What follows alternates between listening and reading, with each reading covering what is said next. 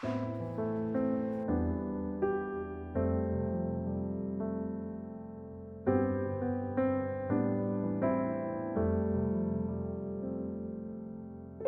friends and welcome to my channel. Today's video is a combination of my two favorite things, stationery and K-pop. I'll be setting up my very first K-pop journal and sharing some tips and tricks with you that I've learned from the countless other K-pop journaling videos I've been watching recently. Now, if you don't know what K-pop journaling is, I would highly recommend putting this video on pause, looking it up on Pinterest, taking a second to admire the beauty, and then coming back to this video. The aesthetic is real, but the main goal of it is to just enjoy the process. At the end of the day, your journal should not be making you upset. It should be making you happy. I filmed this footage about a month ago, and since then I've actually started my Instagram and have been posting quite a lot of spreads. So if you want to check that out after watching this video, you can. My first tip would be to find pictures either on Pinterest or Twitter. Pinterest has most of the aesthetic pictures, and Twitter has most of the high quality images. I would not even bother looking at Google Images because those pictures kind of suck. For my cover page, I wanted to make something more minimal and simple because this is going to be what you're going to look at every time you open up your journal. So you want something that makes you feel happy and inspired. No pressure, right?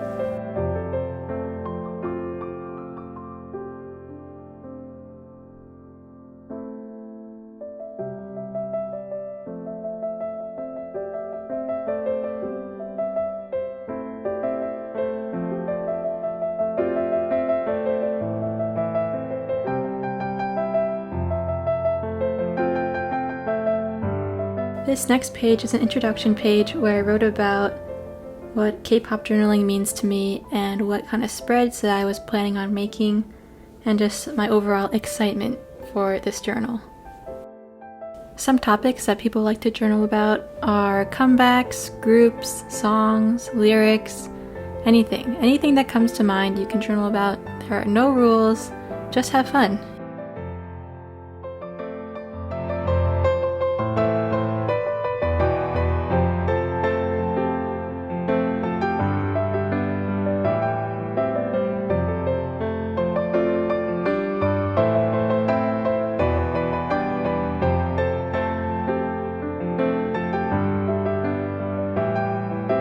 This next page is about my K-pop journey, basically explaining how I got into K-pop. It's been about a year since I started listening to K-pop, a lot. But yeah, the best part about this whole journal is that I just get to use up all my stationery. So I'm really excited about that. I just like practicing my calligraphy, and I find that making the spreads is really fun. And of course, using all the stickers that I have, it just overall, everything's so cute and nice. So yeah, that's why I like K-pop journaling. As for the spreads, I would say that matching each spread by color is really helpful too. This one has a blue theme going on, and just having all similar color palette makes the whole spread come together nicely.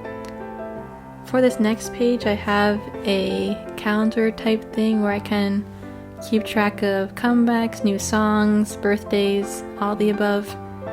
And since I started this in the middle of the year, I have 2020 on one side and 2021 on the other. This is of course optional. This is kind of reminding me of my bullet journal a little bit.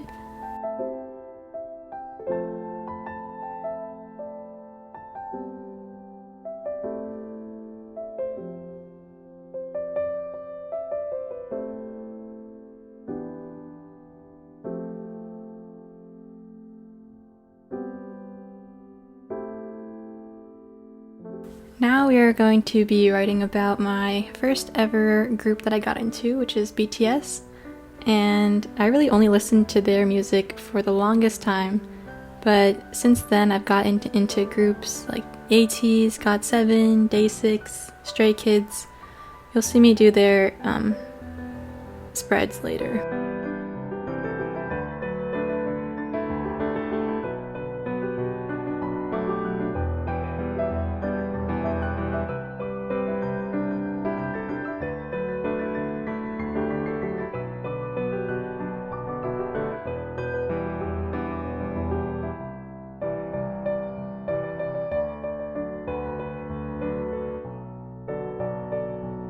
setting up the 80s one now, which was the second group I got into, and I got into this one in the beginning of quarantine.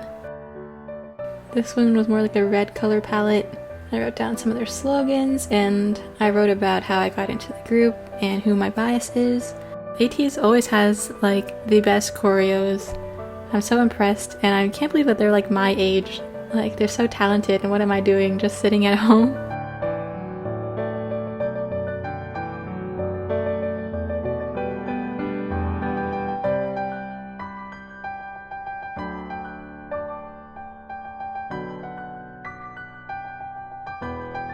The next group I wrote about was GOT7, which was the third group that I got into pretty shortly after ATEEZ, I think.